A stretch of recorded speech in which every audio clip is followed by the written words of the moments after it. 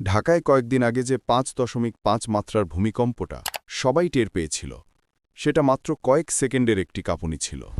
অনেকের মাথায় প্রশ্ন, তাহলে ৭ মাত্রা বা ৯ মাত্রা হলে এর থেকে কতটাই বা বেশি হবে? একটু বেশি কাঁপলেই তো হয়। সমস্যাটা ঠিক এখানেই। মানুষ ভাবে ভূমিকম্পের মাত্রা লাইন ধরে বাড়ে, কিন্তু বাস্তবে মাত্রা বাড়ে লগারিদমিক স্কেলে। অর্থাৎ ১ মাত্রা বাড়লে ভূমিকম্পের কাঁপুনি বা অ্যাম্প্লিটিউড বাড়ে ২-৩ গুণ না, সরাসরি ১০ গুণ। আর শক্তি বা এনার্জি বাড়ে প্রায় ৩২ গুণ। এটাই 90% মানুষ বোঝে না। রিক্টার স্কেল তৈরি হয়েছিল মাটির কাঁপুনির মাত্রা মাপার জন্য, এবং হিসেব অনুযায়ী ৫.৫ মাত্রার তুলনায় ৭ মাত্রার ভূমিকম্প প্রায় ৩২ গুণ বেশি অ্যাম্প্লিটিউড তৈরি করে। কিন্তু ৯ মাত্রার ভূমিকম্প ৫.৫ মাত্রার তুলনায় প্রায় ৩২০০ গুণ বেশি অ্যাম্প্লিটিউড তৈরি করে। এখানেই শেষ নয়, শক্তির ক্ষেত্রে পার্থক্য আরও ভয়ঙ্কর।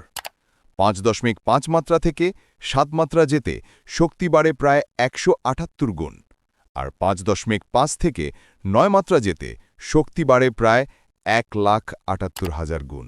অর্থাৎ সেদিন আমরা যেটা অনুভব করেছি তার ১ লাখেরও বেশি গুণ শক্তিশালী একটি ভূমিকম্প হলে ঢাকা শহরের ওপর কী পরিমাণ চাপ পড়বে সেটা কল্পনা করাই কঠিন। এখন প্রশ্ন, ৭ মাত্রা হলে কেন বিশেষজ্ঞরা বলেন যে পুরান ঢাকায় রেস্কিউ অপারেশন চালানোই সম্ভব হবে না? কারণ ঢাকার সবচেয়ে বড় সমস্যা ভূমিকম্প না, বরং শহরের গঠন পদ্ধতি। অগোছালো ভবন, পুরানো অমানসম্মত কনস্ট্রাকশন, প্রচণ্ড জনঘনত্ব, ভীষণ সরু রাস্তা এবং প্রায় শূন্য খোলা জায়গা, এই পুরো পরিবেশই রেস্কিউ কাজকে অসম্ভব করে তোলে। ৭ মাত্রার ভূমিকম্পে ঢাকার ২০-৩০% ভবন ধসে পড়ার সম্ভাবনা আছে।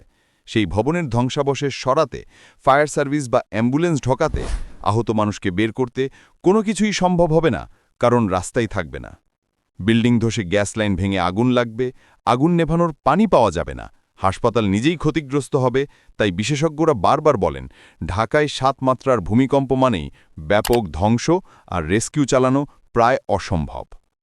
এখন ৯ মাত্রা, এটা নিয়ে অনেকেই ভাবে একটু বেশি কাঁপবে, কিন্তু সেটা সম্পূর্ণ ভুল। এখানে আমরা কথা বলছি এমন একটি ভূমিকম্পের যার শক্তি সেদিনের ভূমিকম্পের তুলনায় ১,৭৮,০০০ গুণ। এমন শক্তির ধাক্কায় ঢাকার ৬০ থেকে ৭০% ভবন ধসে পড়তে পারে।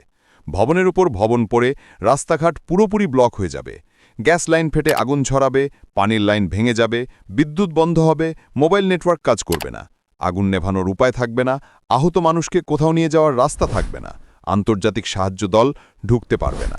পুরো শহরটাই একটি বিশাল ধ্বংসস্তূপে পরিণত হবে। মৃত্যুর সংখ্যা হাজারে নয়, সরাসরি লাখে পৌঁছাবে। এই কারণে বিশেষজ্ঞরা বলেন ৯ মাত্রার ভূমিকম্প হলে ঢাকা লাশের স্তূপ হবে। এটা কোনো নাটকীয় কথা না, এটা সরাসরি বিজ্ঞান, সরাসরি হিসেব। ঢাকাকে বাঁচাতে হলে সমাধান খুব পরিষ্কার। পুরনো ভবনের পুনর্নির্মাণ, পুরান ঢাকার ঘনত্ব কমানো, জরুরি শেল্টার তৈরি, ফায়ার সার্ভিস প্রবেশযোগ্য রাস্তা তৈরি, নতুন বিল্ডিং কোড কঠোরভাবে মানানো এবং নিয়মিত ভূমিকম্প ড্রিল। এগুলো ছাড়া কোনো শহর, বিশেষ করে ঢাকা, এ ধরনের বিপর্যয় মোকাবেলা করার ক্ষমতা রাখে না। ভূমিকম্প ভয় দেখানোর বিষয় না, এটি পিওর ফিজিক্স এবং পিওর ম্যাথমেটিক্স।